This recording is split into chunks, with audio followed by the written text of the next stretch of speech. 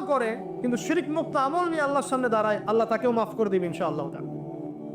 এটাই সেই হাদিসের ব্যাখ্যা। আসলে লা ইলাহা ইল্লাল্লাহ যে ব্যক্তি মন থেকে পড়েছে, কলবের মধ্যে সরিষা দানা পরিমাণ ঈমান আছে, মানে শিরকের পাপ করে নাই, ইনশাআল্লাহ তাআলা আল্লাহ পাক তাকে জান্নাত দিবেন একদিন না একদিন ইনশাআল্লাহ। আল্লাহ পাক তাকে শাস্তি দিতে পারেন, মাফ করাতে পারেন, কিছু আযাব দিয়ে হলেও আল্লাহ পাক তাকে জান্নাতে দিবেন ইনশাআল্লাহ তাআলা। এখন প্রশ্ন হচ্ছে,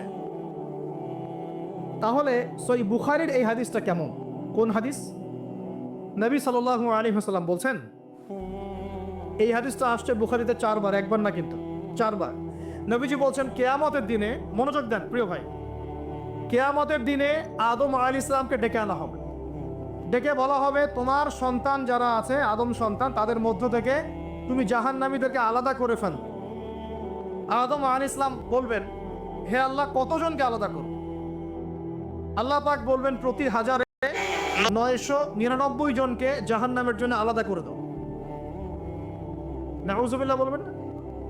প্রতি 999 জনকে জাহান্নামের জন্য আলাদা করে দাও। সহিহ বুখারীতে 4 বার আসে, একবার না, 4 বার। এবার সাহাবীরা কিন্তু একটু বিচলিত হয়ে পড়লেন। তিনি বলেন, ইয়া রাসূলুল্লাহ, তাহলে কিভাবে হবে?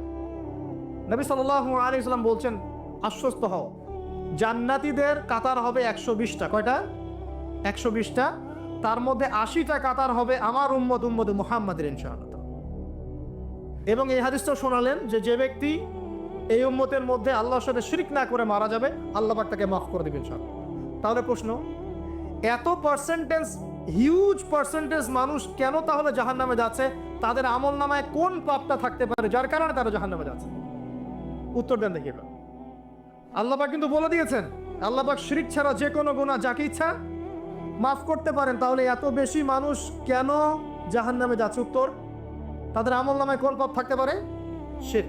এবার আসেন, ইবলিস এবং তার অনুসারীরা উম্মতে মুহাম্মাদীকে বিভ্রান্ত করার জন্য এই শিরকের একটা ব্যাপক সয়লাব ছড়িয়ে দিয়েছে সমাজের মধ্যে। আমি খুব শর্ট করে বোঝাবো। আরেকটা হাদিস বলবো তার আগে আপনাকে, সেটা হলো, এই উম্মতের 70,000 মানুষ কিন্তু আমার বিনা হিসেবে জান্নাতে যাবে। এই উম্মতের 70,000 মানুষ বিনা হিসেবে জান্নাতে যাবে, যারা 1 নাম্বার পাখি উড়িয়ে ভাগ্য গণনা করে না। যারা পাখির সাথে ভাগ্য গণনা করে, শিরকের সাথে সম্পর্ক আছে কি নাই? আছে। যারা আগুনের সেকা টাকা দিয়ে আগুনের উল্কি অঙ্কন করে চিকিৎসা পদ্ধতি গ্রহণ করে না। যারা হারাম অবৈধ কোনো ঝাড়ফুঁক গ্রহণ করে না, যে তাবিজ কবজ কবিরাজি করে না, কুফরি কালাম করে ঝাড়ফুঁক করছে না, এগুলো করে না।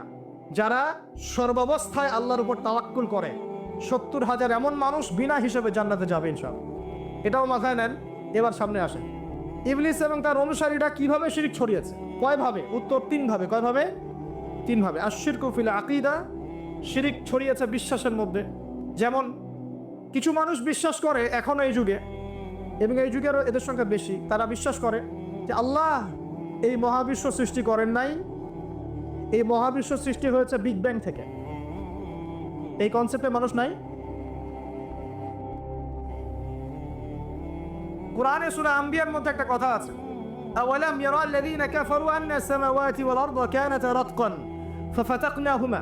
আল্লাহ পাক বলছেন, কাফেররা কি লক্ষ্য করে দেখে না যে আসমান সমূহ এবং জমিন একটা বিন্দুর মধ্যে ছিল একত্রিত, আমি এটা